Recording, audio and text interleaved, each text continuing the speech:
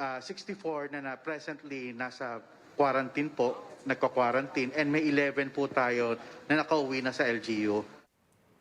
Among those under monitoring is an overseas Filipino worker in quarantine in Bacolod City. The BOQ says he has no symptoms so far, but he will be swabbed tomorrow to check for infection. Meantime, the country has not yet detected Omicron, according to health spokesperson Maria Rosario Vergere. She says they're still processing the next batch of samples for genome sequencing. The discovery of Omicron has rattled international travel once again, prompting dozens of countries to impose restrictions. Amid the uncertainties, the Philippines temporarily suspended its plan to welcome foreign tourists. Our senior correspondent, David Santos, reports. The country has to continue to keep its doors shut to foreign tourists, at least for now. This despite earlier announcements that the country is ready to welcome back fully vaccinated tourists starting December 1. Now, these tourists should have come from non-visa required as well as green list countries and territories like China, Japan, and Saudi Arabia.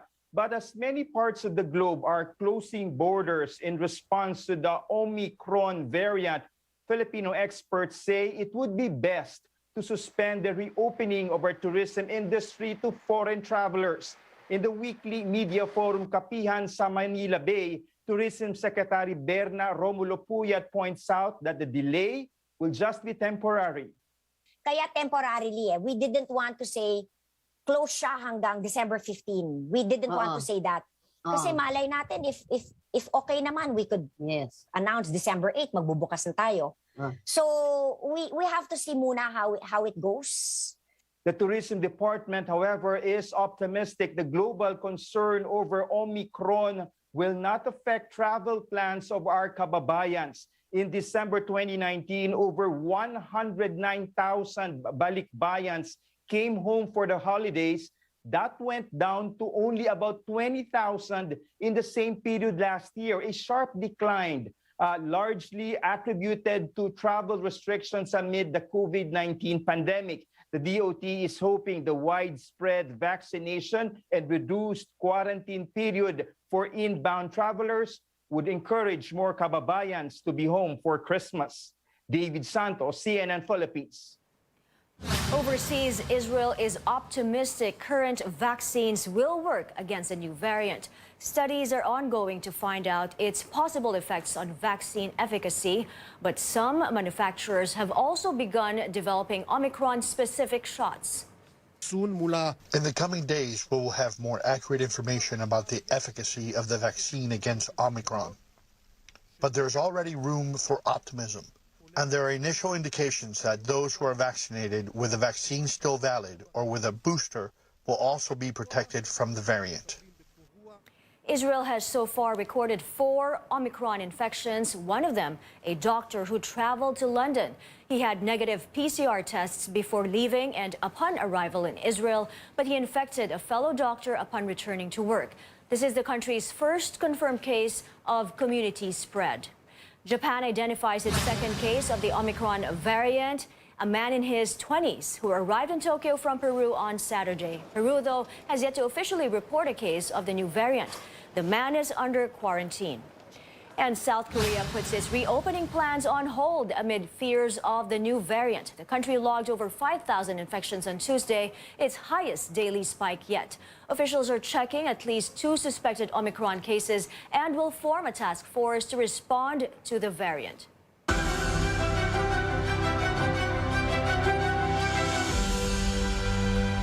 The government is looking at extending the vaccination campaign until the end of the week. Vaccine czar Carlito Galvez says the target is not limited to 9 million, and everyone who wants to get inoculated should be able to do so. Galvez adds local governments are free to expand the campaign. Health Secretary Francisco Duque says the government may not reach the 9 million mark within 3 days. For the past 2 days, more than 5 million people got their COVID shots, the biggest since vaccinations began in March. So when we're able to give the battle rhythm to our LGUs, pwede na lang ituloy-tuloy yun, even without asking us na magkaroon ng extension. But we will announce na we will extend. yung ating vaccination program until Friday. Officials say vaccine hesitancy remains a problem in some regions. While many in Calabarzon are also hesitant to get their COVID shots, officials are confident they were able to hit the 3-day target. And as Chrissy de Matulac reports, the vaccination drive carries on. Nieves Piñol contracted COVID-19 last September. She also suffers from high blood pressure. She's relieved that she finally received her vaccine against the virus. Hinahapo kasi ako. Naka-schedule na dapat ako nung nakaraan. Pinawi ako dahil sinabi kong may hapo ako. Hoping for protection against the disease, especially with the Christmas season just around the corner. Medyo may takot noong una. Oo. Kasi nga doon sa social media na mga lumalabas na baka lalong lumala yung kondisyon. If they are vaccinated, you are almost relaxed. They can go anywhere. In Santa Rosa, a multi-purpose gym served as one of the main vaccination sites for the first and second doses of the general and pediatric population. The city also vaccinated people from other areas. Maraming dumating po sa panawagan namin dito sa National Vaccination Days. So last November 29, yung first day po natin, lahat ng ating vaccination sites ay open. So gather po kami, usually first doses po yan, almost 15,000 jobs. Okay? Yung second day po, kahapon naka 10,000 kami. So expect din namin ngayon na talagang ganun din yung magiging turnout or more. So mga 10,000. According to the Health Department, the 3-day national event had a positive turnout. They are confident they have achieved their 1 million target in the Calabarzon region. Systematic siya. So yung mga tao tahimik na naghihintay for their turn para mabakunahan sila. Vaccine hesitancy remains a challenge in the country's vaccination efforts, but authorities have also cited logistical issues. City health officials here say they will not stop with the national vaccination drive. Even when the 3-day event is over, they will continue to administer shots to the unvaccinated. The government also plans to mount another wave of vaccination soon. In Santa Rosa, Laguna, Chrissy de Matulac, CNN Philippines. All Filipino adults who completed their COVID shots or primary shots at least 6 months ago may now get booster doses this month. Presidential Advisor for COVID Response, Vince Dizon, confirmed this to CNN Philippines. The Food and Drug Administration also said booster doses will be available to the adult general population since the emergency use authorization applications have been approved on Monday. It adds the approved vaccine brands are the same brand combinations recommended for healthcare workers, senior citizens, and immunocompromised individuals. DOH is just finalizing the guidelines. But we have already decided, because we already have enough supply, both already in country and forthcoming in the coming weeks and months, that boosters for everyone will be open if you're already 6 months and beyond, especially given the threat of Omicron looming over the entire world. Health Undersecretary Mirna Cabotaje said in a government briefing that guidelines will be out in the next couple of days. The FDA, meanwhile, has yet to process any application for the emergency use of vaccines for children. FDA Chief Eric Domingo says Pfizer already signified its intention to file an application for those 5 to 11 years old, but it has yet to submit the requirements. Sinovac, on the other hand, initially applied for the use of its vaccine for 3 to 17 years old, but was later asked to submit additional support information on the safety and efficacy of the vaccine for children. Domingo says experts are extra cautious in approving COVID vaccines for children as they might need a different dose. Siyempre, pag 5 to 11, unang-una yung experts natin medyo mas mabusisi sila, no? Kasi maliliit na yung bata, no? Yung 11-year-old pababa. Pagkatapos, may possibility rin kasi na iba na rin yung dosage, no? Unlike adolescents 12 to 17 who are mostly adult size na rin naman. So yung 5 to 11, we just have to make sure din kung ano yung dosage na gagamitin. Kaya medyo mas maingat lang tayo ng kaunti. The FDA hopes applications for emergency use of vaccines for children will be submitted within the month as the government aims to begin inoculation of children aged 11 and below by early next year. Up ahead, Senator Bongo yet to formally withdraw his presidential bid after saying he's backing out from the race. And the Miss World pageant is only a few weeks away. Find out where you can watch Coronation Night. Stay tuned.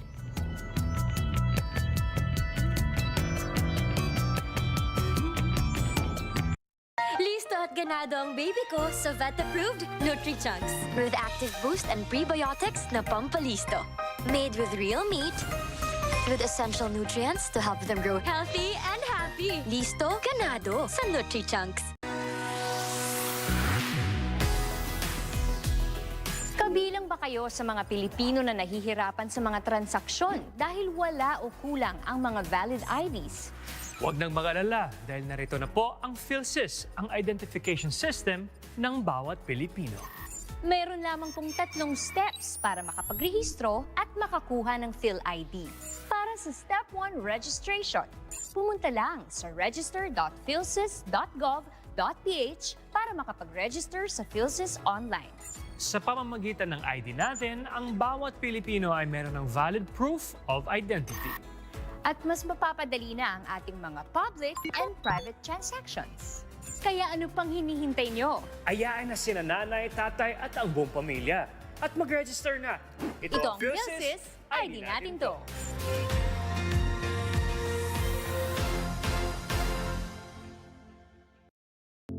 Sa pagbangon ng mga Pilipino, saludo ako sa mga taong patuloy na humaharap sa hamon ng pagbabago. Bilang isang ina, handa akong gawin ang lahat para sa kaligtasan ng aking mga anak. Pandemya man, tuloy pa rin ang serbisyo para malinis ang kapaligiran. Serbisyong publiko para sa kaligtasan ng lahat.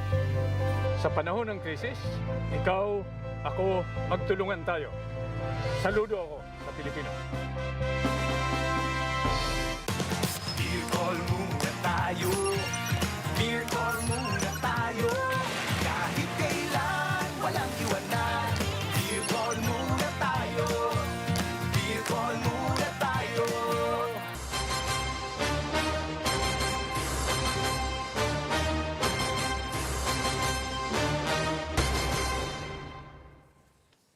Welcome back to CNN Philippines. Senator Bongo has yet to formally withdraw his candidacy for president, but he says his decision is final. He'll back out of the race to Malacanang. Our Amor Santos joins us live for the details. Amor, go ahead.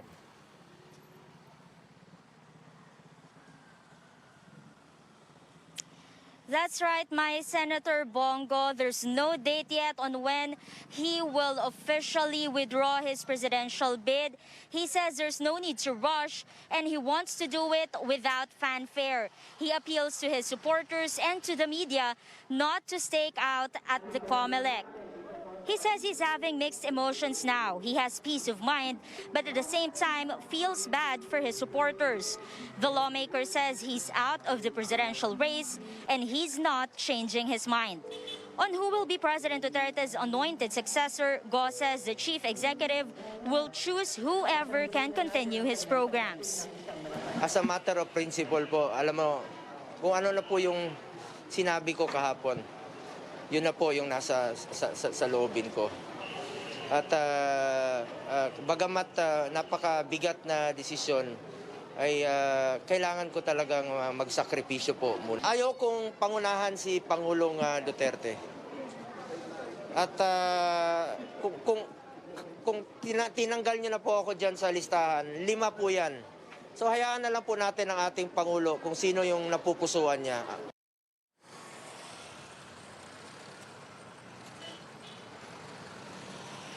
Energy Secretary Alfonso Cusi, president of the PDP Laban faction where Go and Duterte belong, says party members will be consulted about their next move. Cusi says PDP Laban respects Go's decision and the party now needs to move forward. In a message to party members, their Secretary General Melvin Matibag says PDP Laban will overcome challenges of the political climate and emerge victorious in the 2022 elections. Go earlier substituted the standard bearer of PDDS, an allied party of PDP Laban. Party President Greco Belhica says the group is also discussing plans moving forward. Back to you. Amor, is it possible for President Duterte to choose Senator Pacquiao, who's from another faction in PDP Laban?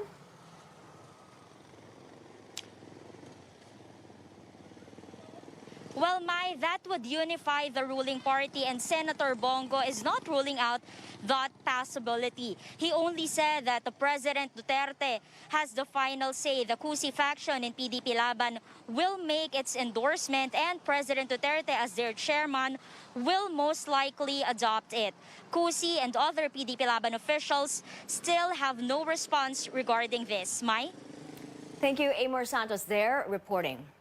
With Senator Bongo withdrawing from the presidential race, will President Duterte's endorsement of another aspirant translate to votes come May 2022?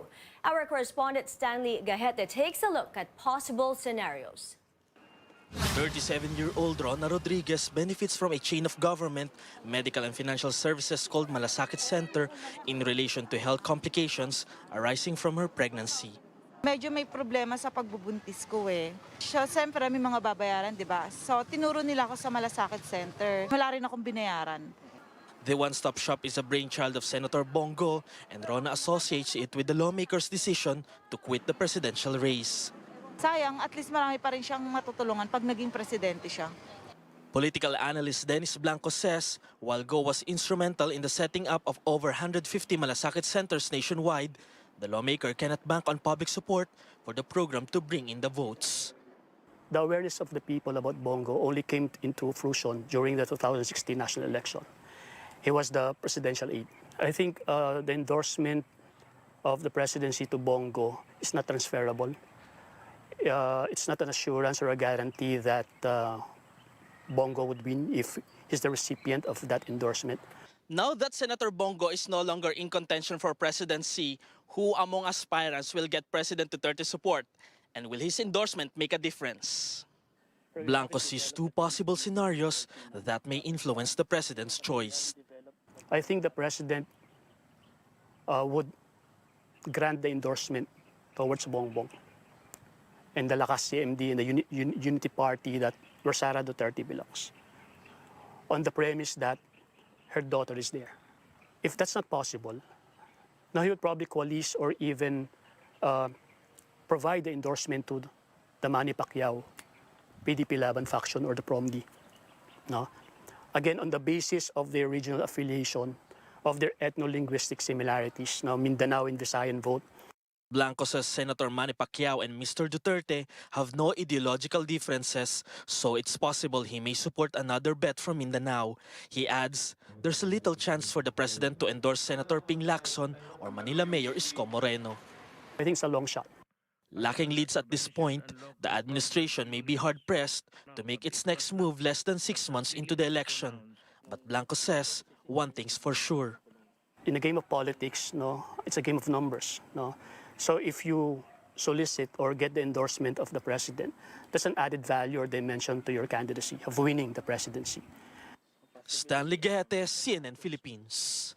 Presidential aspirant Ferdinand Marcos Jr. and his running mate Sara Duterte Carpio woo potential voters in the province of Quezon. The son and namesake of the late dictator had failed to gain the majority of the votes there during his 2016 vice presidential run.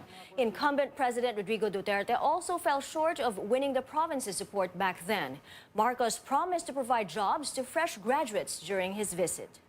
Bawat taon, nag-graduate tayo ng higit ng 1 milyon na college graduate dito sa Pilipinas. Mga 1.2 million. Lahat ng 1.2 million na yan ay hahanapan natin ng trabaho. Meanwhile, senatorial aspirant Jinggoy Estrada says he is running under the Marcos Duterte ticket. Estrada, who has a pending plunder case, is hoping to make a comeback after losing in the 2019 midterm polls. Presidential aspirant Vice President Leni Robredo is in the province of Catanduanes to attend various activities.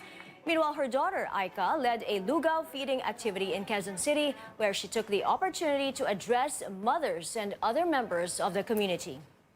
Minsan sinasabi nila, di ba, na ang babae daw mahina, ang nanay daw nasa bahay lang. Pero ako po bilang anak, di ba pag may problema tayo, yung unang tinatakbuhan natin parati yung nanay. At sa tingin ko po, marami tayong problema ngayon, may COVID at napakarami pang iba. Tingin ko yung may pinaka-maayos na unang tatakbuhan din natin para sa ating solusyon ay nanay din. Presidential aspirant Manila Mayor Isko Moreno was in Nueva Ecija today where he said he would welcome the possible endorsement of President Duterte or the Makabayan Bloc.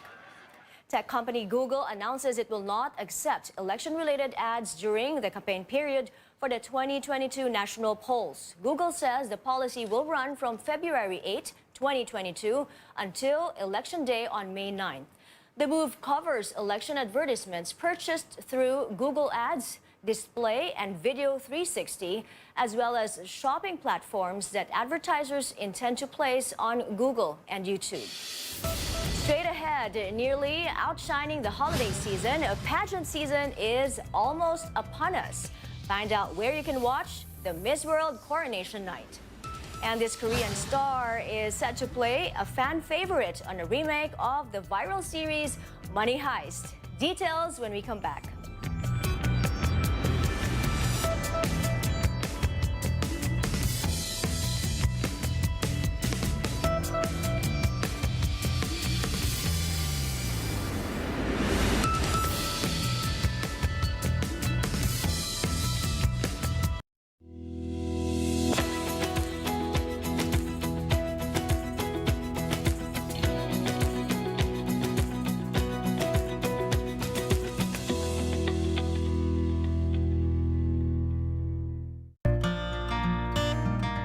Pandemic, serving others is the best. Sa pagtutulungan, patuloy ang ating laban sa buhay.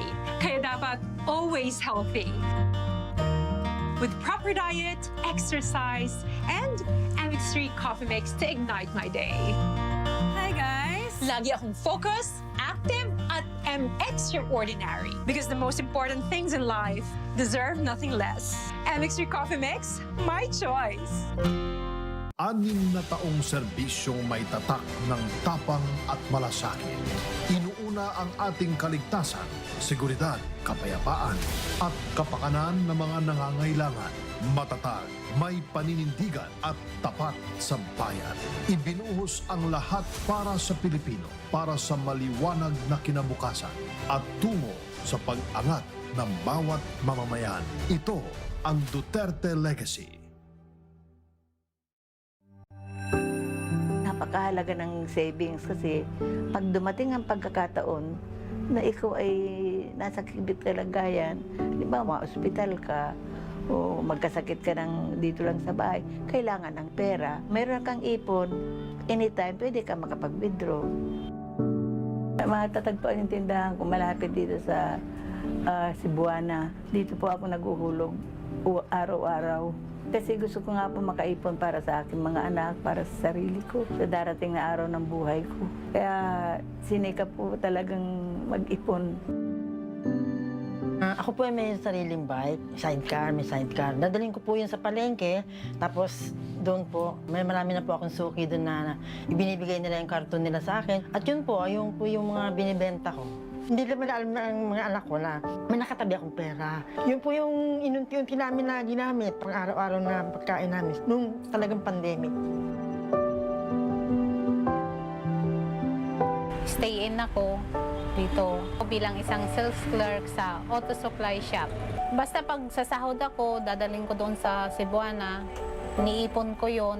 Mas maganda pag nandoon yung pera mo, hindi mo basta-basta magastos. Tapos, syempre, nakokontrol mo siya. Hindi tulad pag hawak-hawak mo lang. Sa hirap ng buhay, kailangan mong kumayod at kailangan mag-ipon. Siyempre, kailangan mo pa rin tumayo. Kung paano mong pagkakasyahin, kung ano yung nandiyan. Pero hindi naman mahirap kasi meron ka nakatabi. Tandaan ako, gusto ko makapag-ipon ng pera para sa darating ng araw ng buhay ko at para sa aking mga anak. Talagang dapat magsikap. Magsikap. Hindi ka naman magsisisi kung makaipon ka eh. This program is brought to you by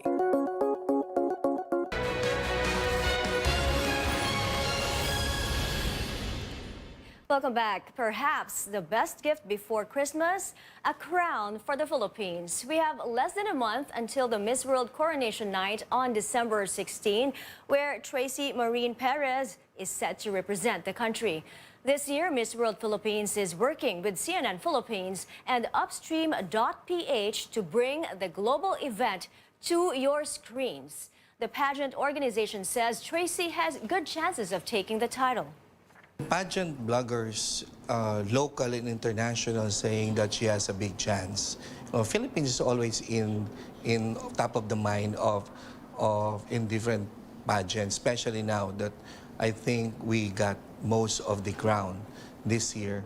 And I'm very positive that she can make it because she has a total package. I think it's something to watch out for, especially yung mga Filipinos no, na nag-anticipate yung mga mahilig sa mga beauty pageant. Diba? So we want to be able to bring it to them live. Find out more about Tracy's journey in the Winning the Crown special and catch the Miss World Coronation Night airing December 17th, only here on CNN Philippines. From one Netflix hit series to another, Squid Game's Park Hae-soo is stepping into the role of Berlin in the Korean version of Money Heist. The star talked about being a fan of the Spanish original and said he looks forward to their remake's 2022 release. Park also received a special gift from Berlin actor Pedro Alonso, the iconic Salvador Dali mask from the show. 한국판 종이의 집에서도 저희가 이 달리 마스크만큼이나 특별한 마스크를 쓰는데요. 내년 초에 한국판 종이의 집의 가면이 공개되면 저도 꼭 페드로님에게 그 가면을 선물로 보내드리도록 하겠습니다. The final episodes of the original Money Heist come out this Friday. With December finally here, it looks like netizens are ready for the start of the holiday season and the end of the year. December 1 entered Twitter trends today. One person's tweet is more of a reminder. They're letting everyone know that they're already accepting Christmas gifts or pamasko. Meanwhile, this netizen spotted a reindeer missing out on the Christmas spirit this early in the month. And another post urges people to cap the year off with a merry disposition by starting the month with a smile. Happy December to everyone, and let's make the most out of our last adventures for 2021. We have 24 days left before Christmas, and that's it for now. Join me again on News.ph at 7 p.m. I'm Mai Rodriguez for Newsnight, where we go above and beyond the headlines.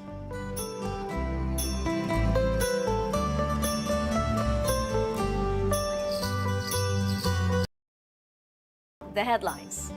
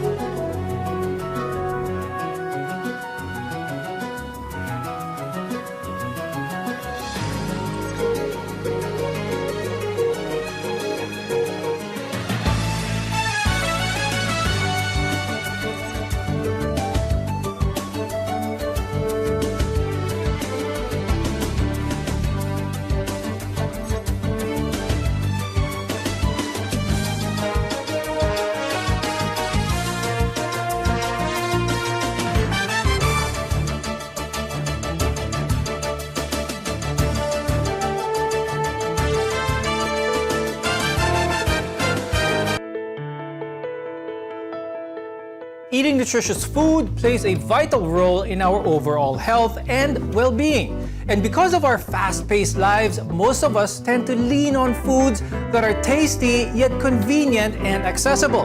More often than not, these are also not the healthiest. As a result, we develop poor eating habits that put us at risk of developing an array of health issues. I'm Dr. Freddie Gomez, and you're watching Medtalk Health Talk on CNN Philippines. We're here to build a healthier future for you.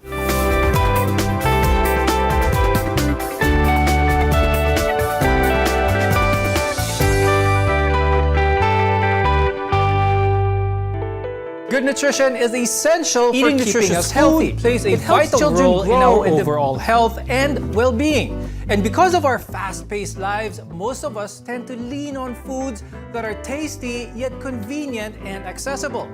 More often than not, these are also not the healthiest. As a result, we develop poor eating habits that put us at risk of developing an array of health issues. I'm Dr. Freddie Gomez, and you're watching Medtalk Health Talk on CNN Philippines. We're here to build a healthier future for you.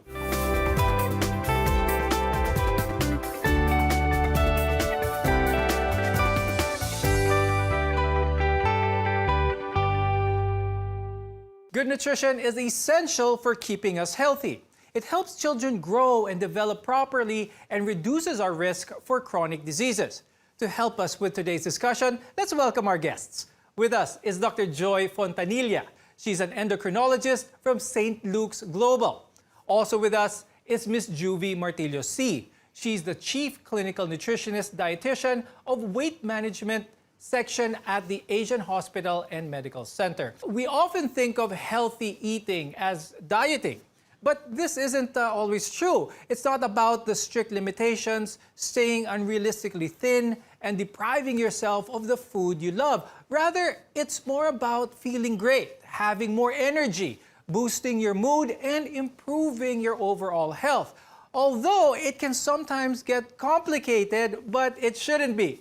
Dr. Joy, I'll start with you first. Please help our audience understand the importance of good nutrition as opposed to just plainly eating. Well, basically, we should all be eating to live, not living to eat. Healthy eating is all about having the right food choices, having a balanced diet.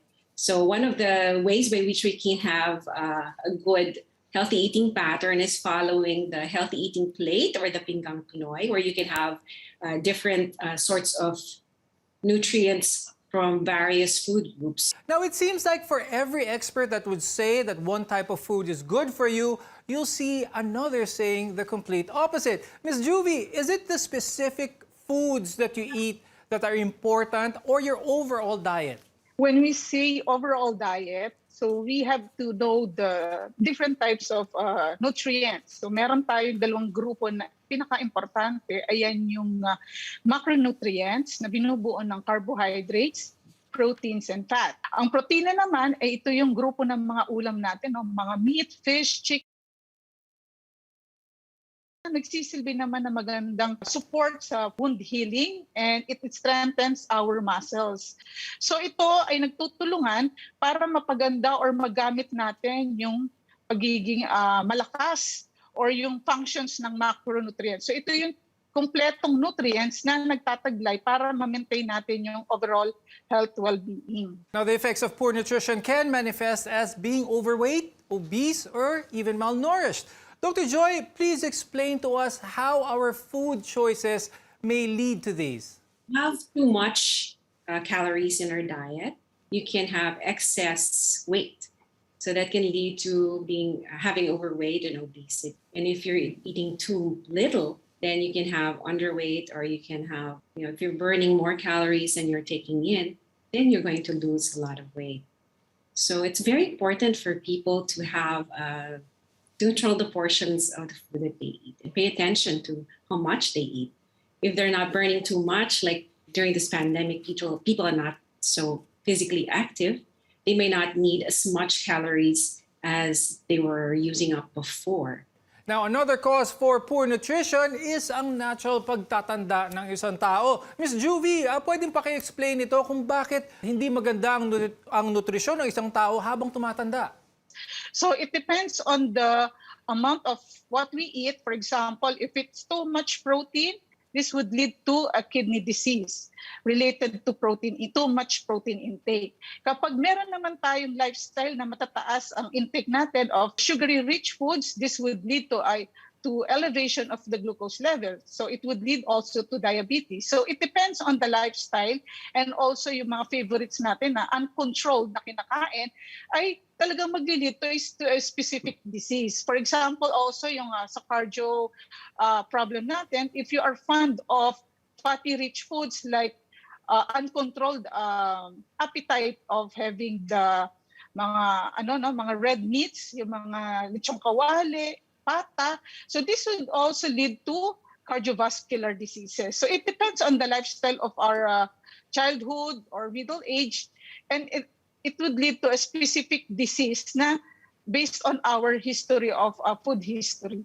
Now, since we're talking about yung mga nakatatanda, lalo na yung mga may maintenance na gamot, merong ibang mga gamot, maintenance na gamot, over-the-counter and prescription na gamot that can affect the appetite and interfere with nutrient absorption as well as metabolism. Ms. Juvie, paano kaya yung ganung situation? How can someone stay healthy while still being maintained with the medications that they need? So we advise every individual, of course, to consult with our consultants, the physician, and if there are concerned related to nutrition or food sources, so the doctor will refer to the dietitian to explain everything about diet. If it's diabetic patient, with the medications, we do our own collaboration of adjusting for example, insulin or other diabetic medications related to diet. So we are adjusting our computation with the carbohydrate requirement as well as the protein and fats. Kasi itong mga nutrients na to will still need a thorough computation that would align to the prescribed medications of our doctors. Now, the pandemic is still ongoing, and one of the safety protocols in place is to not go to crowded places like the market. And of course, not everyone can order their groceries online. Pero Dr. Joy, with this in place, how can we easily access healthy food? What advice can you give? Well, you just have to choose the foods that you buy. Try not to make junk food available in the house. Try to choose foods that are rich in nutrients and not in empty calories, etc., that have high calories but low in nutrients. Poor nutrition can impair health and well-being and reduce our ability to lead a more pleasant and active life. More on this when we return. We're your connection to healthcare, and you're watching Medtalk Health Talk on CNN Philippines.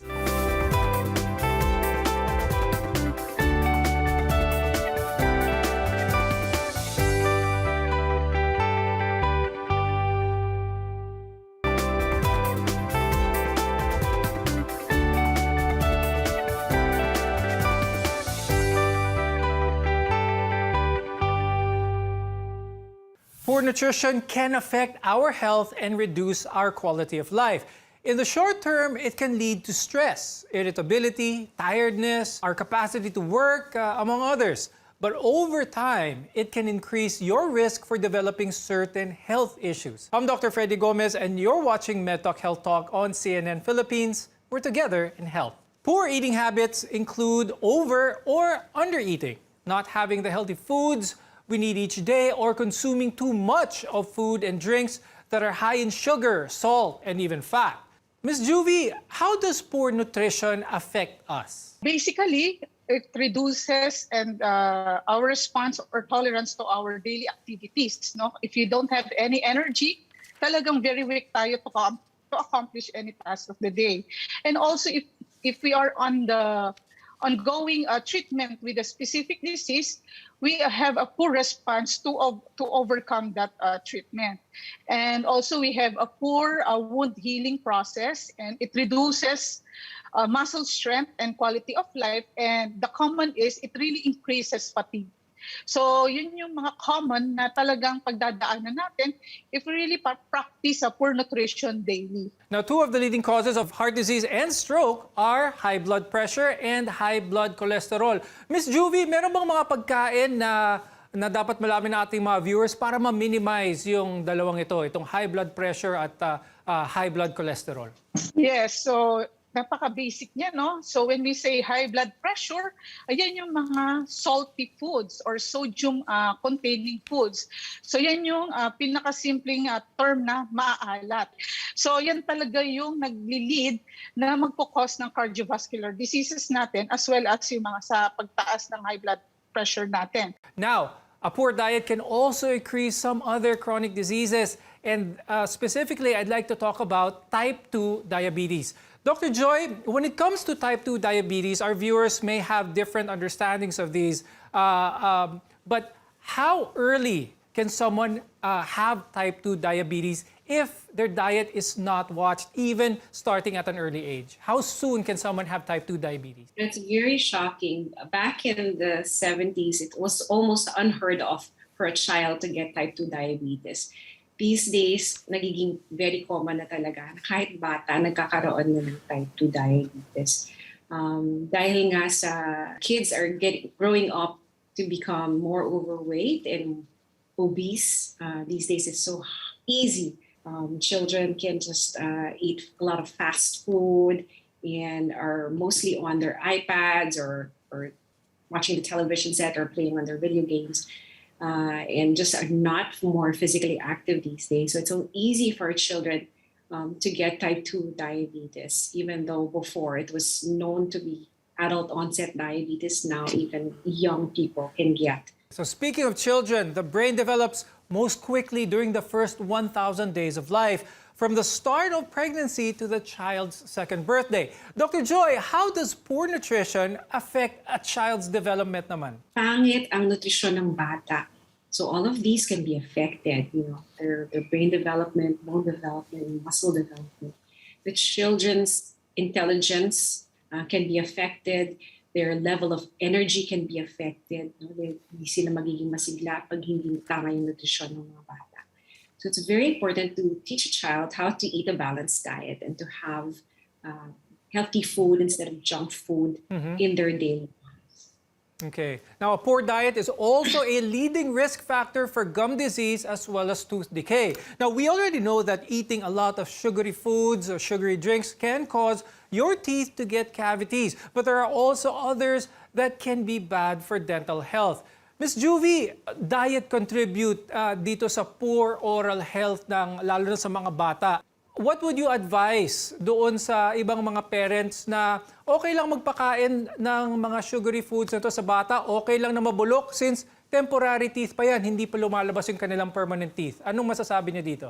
The way we advise the parents directly, sila yung talagang magko-control at mag-i-influence sa mga bata. So in our practice, we really educate the parents not to introduce as possible kasi talagang we have this number of specific months kaya ino-orient natin yung taste bud ng bata, no? But kapag toddler age na ang mga bata, familiarization na sila sa mga food items. So it's very parang kailangan maingat tayo every time na nag-i-introduce tayo ng food item. So we strongly recommend to introduce priority the healthy foods. So related to our dental health, sugar-rich food items are really one of the causes of mga tooth decay. So kailangan as in maingat tayo sa mga ganitong age ng mga bata dahil diyan natin sila ini-influence until they get older. So it's about discipline of the parents. Okay. Now, diet doesn't only affect our physical well-being, but our mental health as well. Dr. Joy, can having a poor diet contribute to someone's mood? Can this contribute to actually being depressed? You're absolutely right, Dr. Freddie. So there's certain foods that actually make you happy. There are certain foods that can get you down. So foods that are known to boost the mood are actually the healthier foods. So foods that are rich in fruit and vegetables, whole grains, nuts, omega-3 fatty acids, which you can get from fatty fish like salmon and tuna. Those foods can actually boost your mood. And junk food are foods that are highly processed, like your chips and your sugary foods, foods that are high in sweet desserts. You have refined cereals, high-fat foods. Those can actually increase the risk for depression. Now, eating healthy and breaking bad habits don't happen overnight. When we return, we'll guide you through the steps to good nutrition. Your health is our mission. This is Medtalk Health Talk on CNN Philippines.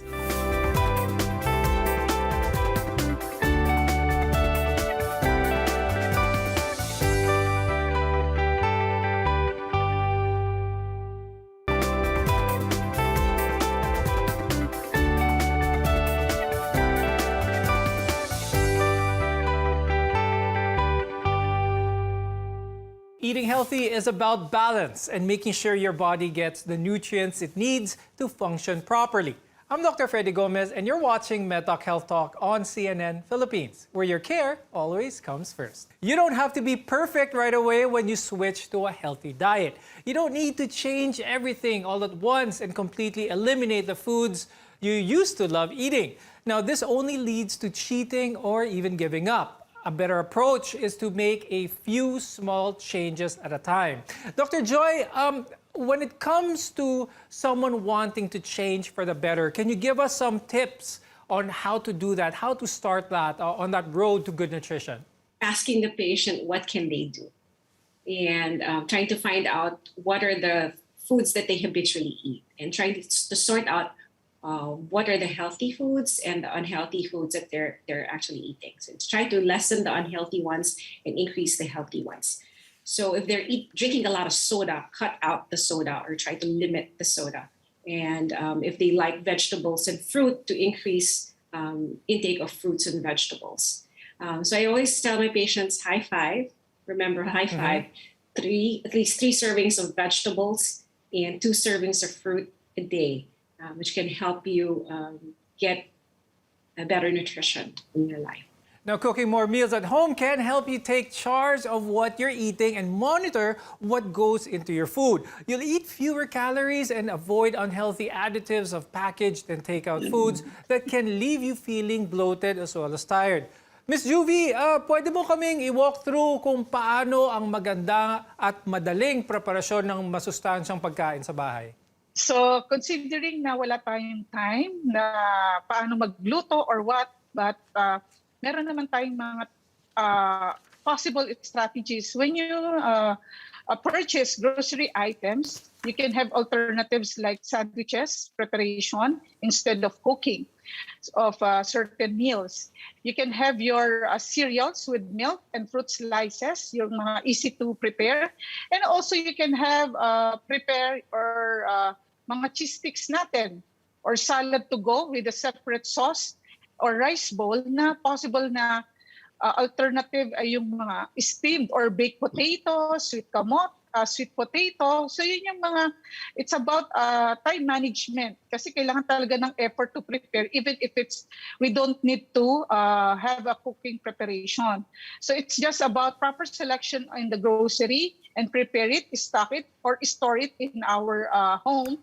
As long as you can grab it, for example, cereals, just pour non-fat milk, and you can add slices of fruit that would be considered healthy. So yan yung mga simple na pwede nating bilhin na hindi natin alam na healthy pa rin pala, na kaya natin mag-prepare without cooking preparation. But we really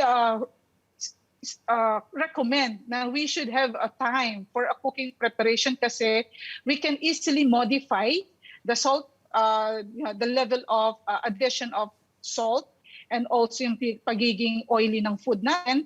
If we do that in our home, we can modify it into a healthy preparation. We hope you found our discussion today helpful. Thank you, endocrinologist Dr. Joy Fontanilla and clinical nutritionist dietitian Ms. Juvie Martilios-C. Eating a healthier diet doesn't have to be complicated. Instead of counting calories, you can try thinking of your diet in terms of color, freshness, and variety. Try eating foods that's close as possible to the way nature made it. Focus on avoiding packaged and processed food and opt for more fresh ingredients whenever possible. It can make huge differences to the way you look, feel, as well as think. We want to be your partner for a lifetime of good health. Ang Kidney Care ay mabibili sa Mercury Drugstore at mga suking butika. Ang Kidney Care hindi gamot at hindi dapat gamitin panggamot sa anumang uri ng sakit. Ano ba ang maaaring maramdaman matapos magpapakuna kontra COVID-19? Maaaring makaranas ng sakit sa ulo, lagnat, pagkahilo, sakit sa katawan o parte ng katawan kung saan pinakunahan. Ngunit, huwag mag-alala. Pinapaalala ng Department of Health, Bicol Center for Health Development na ito ay mga karaniwang reaksyon ng bakuna sa ating katawan. Isa lamang itong indikasyon na ang bakuna ay epektibo sa pagbibigay sa atin ng proteksyon laban sa COVID-19. Kung makakaramdam ng mga ito, mainam na mag-self-monitor o pumunta sa lugar kung saan kayo binakunahan upang mabigyan ng abiso kung ano ang mga dapat gawin. Suportahan ang Bida Vaccination, maging res bakuna para protektado laban sa COVID-19. Nanlalabo na ba ang inyong mga paningin? O kailangan mo ng proteksyon laban sa radiation? Ano pa ang hindi hintay nyo? Pumunta na sa The Vintage Optical. Ang optical para sa lahat. Visit us at the ground floor, Gaisano Capital, Barangay San Roque, Iriga City. We offer free computerized eye examination. Free frame. Lente lang ang babayaran. Starts at 999 complete eyeglasses with anti-radiation lens. The Vintage Optical, the widest selection of optical signature frames and sunglasses. The Vintage Optical, ang optical para sa lahat.